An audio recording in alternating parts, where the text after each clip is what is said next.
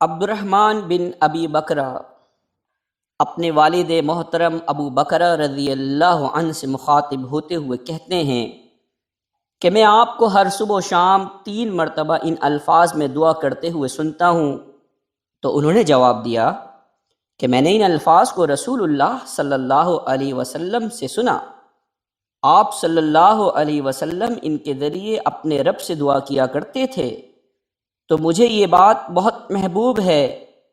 کہ میں آپ کی سنت کی اقتدا کرتے ہوئے ان الفاظ کے ذریعے دعا کروں، یعنی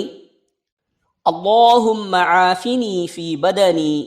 اللہم عافنی فی سمعی، اللہم عافنی فی بصری،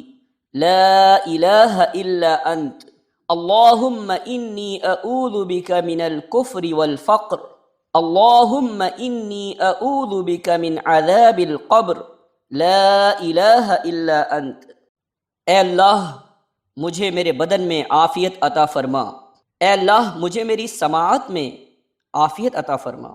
اے اللہ مجھے میری بصارت میں عافیت عطا فرما،